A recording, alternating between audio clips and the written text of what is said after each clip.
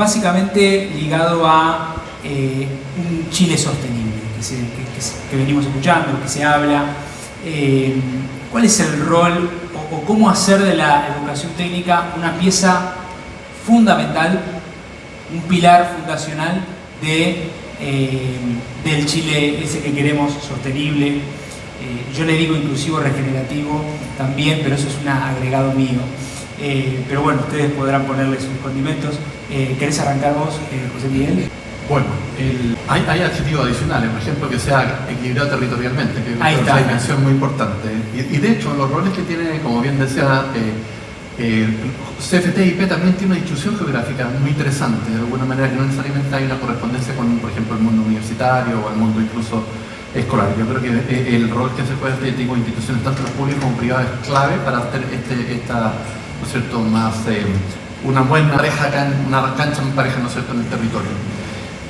Hay varias formas. Primero, desde el punto de vista de política, poner dentro del radar del liderazgo colectivo en la sociedad que este es un tema realmente importante. Que no es un hobby de país rico, ni que lo estamos haciendo porque en el fondo queremos salir como fancy en el COP28, claro, sino que realmente porque a nosotros nos está apegando muy fuerte todo el tema del cambio climático, ¿no es cierto?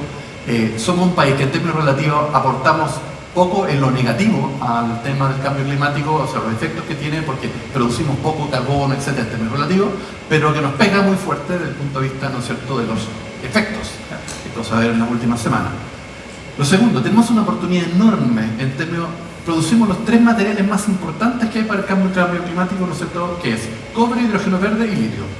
O sea, estamos en la mitad de este proceso, que es una ventana de oportunidad enorme. Y en ese contexto uno tiene que, desde el punto de vista de la política pública, tiene varios roles, pero uno de ellos, por ejemplo, coordinar los esfuerzos que estamos haciendo los distintos jugadores.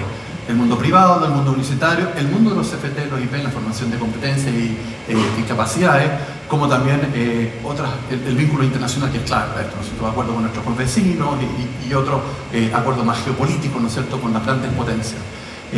Ese rol de coordinación es tremendamente importante porque obviamente la mano invisible de Adam Smith aquí no funciona, o no funciona a la velocidad que no le gustaría, claro. Y por lo tanto uno tiene que hacer, como en inglés se llaman esos empujoncitos, esos nudge, para que esto ocurra.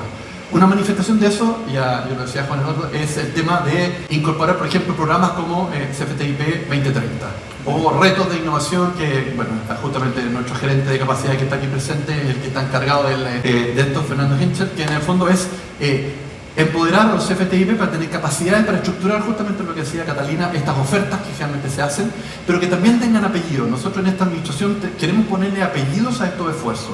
Uno de apellidos es los temas sustentables, justamente para empujar una agenda que tiene que ver con todos, en tanto ciudadanía. Otro apellido que es muy importante para nosotros, los temas de género.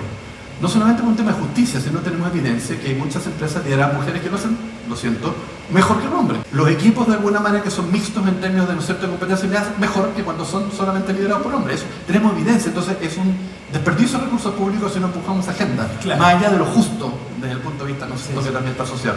Y lo tercero es lo que recién mencionaba, la política pública de alguna manera para empujar que esto sea de alguna manera parejo en el territorio. Porque el talento está repartido en todo el territorio, pero las oportunidades no están repartidas en el territorio de forma igualitaria. Entonces tenemos que generar un espacio para que eso ocurra.